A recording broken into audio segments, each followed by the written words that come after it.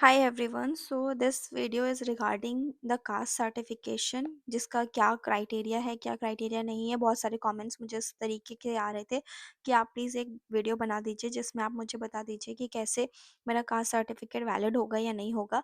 Apart from this the eligibility criteria also, कि हम कैसे बेनिफिट्स को अवेल कर सकते हैं, कितने परसेंटेज मार्क्स हमारे ग्रेजुएशन में, पोस्ट ग्रेजुएशन में होने चाहिए थे, सो दैट हम इसे क्वालिफ़ाई कर पाएँ और हम एलिजिबल हैं या नहीं हैं। तो सबसे पहले आप ये जान लीजिए कि आपका जो एग्रीगेट होना चाहिए, जैसे आप जो भी सब्जेक्ट से अप्लाई कर रहे हो, उसका जो एग्रीगेट होना चाहिए आपके मार्क्स का, वो 50% होना चाहिए, ठीक है? 50% से कम होगा तो आप एलिजिबिलिटी नहीं रखते हो और आपका क्वालिफ़िकेशन नहीं होगा, क्योंकि हर जगह 50% मार्क्स का, चाहे वो किसी के लिए हो, प्रिंसिपल के लिए हो, पीजीटी के लिए हो, या फिर ये देख लीजिए, या फिर आपका टीजीटी के लिए हो, ठीक है?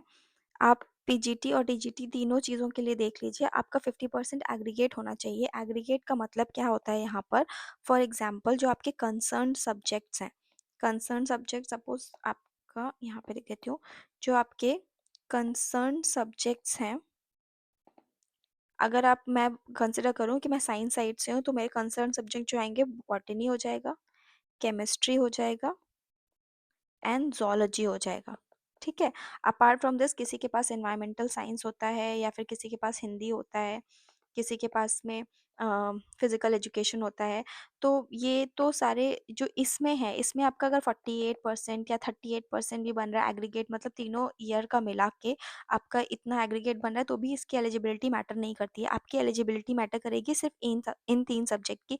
इन 3 सब्जेक्ट का टोटल आपका तीनों ईयर का मिला के 50% होना चाहिए, तभी आप ऑन एन एवरेज टोटल 50% लेके आ पाओगे, तभी आप एलिजिबल हो। किसी भी ईयर का आपका 50% से कम हो जाएगा, तो आपका एग्रीगेट 50% नहीं बनेगा, जिसकी वजह से आप एलिजिबिलिटी नहीं रख पाओगे। So this is I think clear, क्योंकि हर जगह नोटिफिकेशन में यही लिखा है कि एटलीस्ट 50% ऑल सब्जेक्ट इंडिविजुअली होना चाहिए। देख लीजिए, यहाँ पर इंपॉर्टेंट नोट है ये, ठीक है? अब आपने किसी ने कुछ भी पढ़ा हो, इंग्लिश पढ़ा हो, मैथ्स पढ़ा हो, साइंस पढ़ा हो, मतलब जो डिपेंड करता है वो उनके कंसर्न सब्जेक्ट नहीं है, पोस्ट वाइज जो इनके अलग अलग सब्जेक्ट हैं, इस तरीके से उसमें आपका एग्रीगेट कुछ भी हो वो मैटर नहीं करता, लेकिन आपके जो मेन इंपॉर्टेंट सब्जेक्ट्स हैं उनमें आपका 50% होना चाहिए, तभी आप पर्टिकुलरली, जैसे आप साइंस के लिए अप्लाई कर रहे हो, तो साइंस के लिए ये 3 सब्जेक्ट्स मैटर करते हैं। ये अगर आपके पास हैं, यहाँ पर इन्होंने टेबल के फॉर्मेट में दिया भी हुआ था।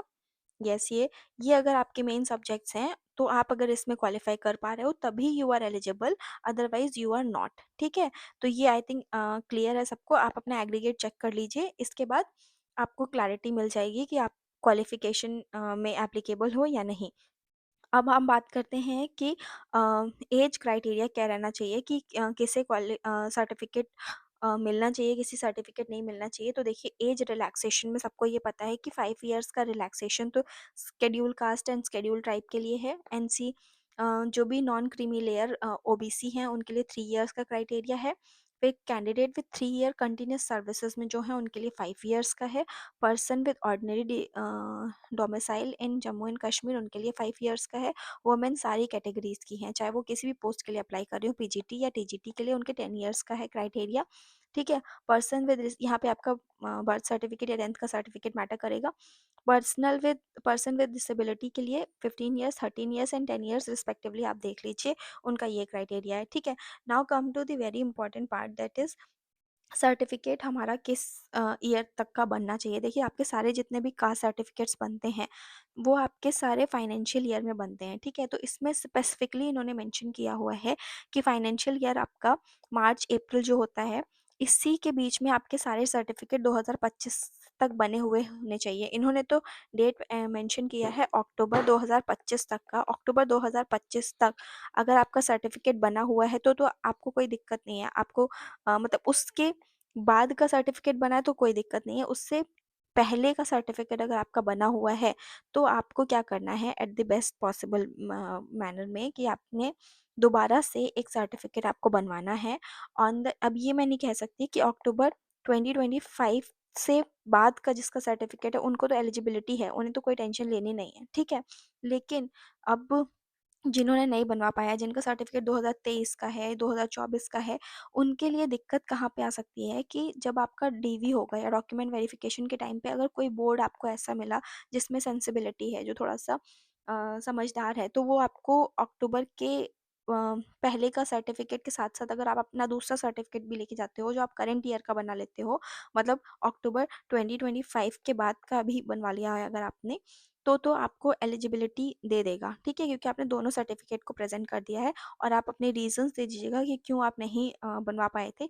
लेकिन कभी कभी बोर्ड ऐसा होता है, लास्ट ईयर तो मतलब जब 2023 में वैकेंसी आई थी तो उन्होंने कुछ बच्चों को अलाउ कर दिया था, 2000 उनका तो शायद 2023 से पहले का सर्टिफिकेट बना हुआ था, तो उनमें से कुछ स्टूडेंट्स को शायद अलाउ किया गया था कि वो अगर दोनों सर्टिफिकेट्स लेके आए हैं तो वो एलिजिबल हैं, और उनको उन्होंने पास कर दिया था। लेकिन जिन्होंने नहीं कर पाया था, ये सेफ़र साइड में मैं आपको बोल रही हूँ, आप दोनों ईयर का सर्टिफ़िकेट लेके जाइए।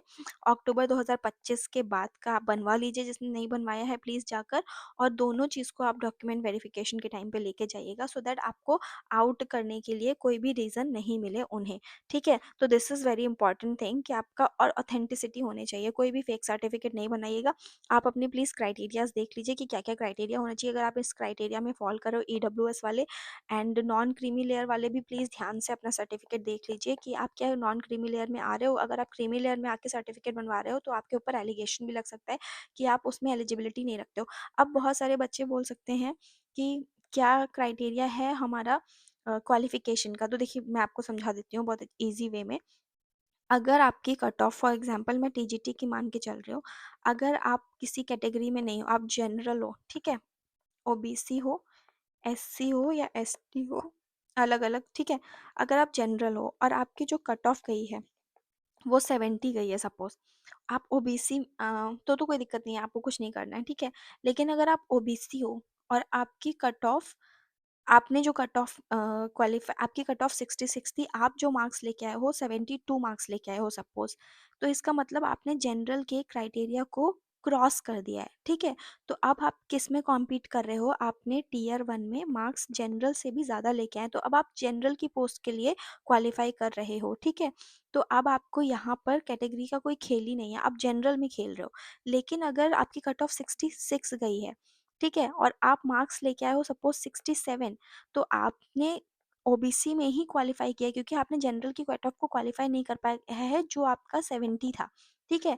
तो अब आप यहाँ पर क्या करोगे, यहाँ पर आप जितनी भी एग्ज़ाम मतलब जो भी टियर 2 में आएगा, वो अपनी ही कैटेगरी में सिर्फ़ फाइट करेगा। दैट मीन्स ओबीसी में जितनी सीट्स हैं, आपको वही सीट्स मिलेंगी, आपको जनरल वाली सीट्स नहीं मिलेंगी, ठीक है? तो इस चीज़ के लिए क्लैरिटी रखिए। Similarly with the SC and ST candidate also, कि अगर आपने कोई भी एक टियर 1 में या टियर 1 में आपने कोई भी एक एलिजिबिलिटी क्राइटेरिया कंसीडर कर लिया है कट ऑफ के रेस में, अगर आपने ऑलरेडी रिजर्वेशन अवेल कर लिया है, तो आप उसी रिजर्वेशन की पर्टिकुलर सीट पे लड़ाई करोगे, आप जनरल पे लड़ाई नहीं कर सकते हो, ठीक है? आप जनरल की सीट नहीं ले सकते हो इन दोनों क्राइटेरिया के लिए। अगर आपने कट ऑफ जनरल से ज़्यादा क्वालिफाई कर लिया है इन दोनों ने, तो जैसे 70 उप से अबव आप मार्क्स लेके आ गए हो, तो ये दोनों कैटेगरीज़ जनरल में क्वालिफ़ाई करेंगी, मतलब जनरल की पोस्ट भी उनको मिलने के चांसेस हैं।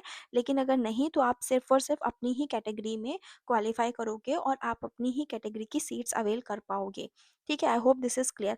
Also for the eligibility criteria, अगर एलिजिबिलिटी में भी आपने अपने कास्ट का कोई बेनिफिट ले लिया है, रिज़र्वेशन ले लिया है, जैसे एलिजिबिलिटी क्राइटेरिया आपका 35 ईयर्स है और प्लस आपको 5 ईयर्स का बेनिफिट मिल रहा है। मैं सपोज़ कर रही हूँ कि नॉर्मली 35 ईयर्स तक आप एग्ज़ाम दे सकते हो, ये जनरल के लिए। लेकिन अगर आपने 5 ईयर का रिज़र्वेशन यहाँ पे अवेल कर लिया है, तो आप सारी ही जगह पे अपने रिज़र्वेशन मतलब अपनी ही सीट पे क्वालिफ़ाई करने के लिए एलिजिबिलिटी रखोगे, आप जनरल की सीट को अवेल नहीं कर पाओगे। I hope this is clear.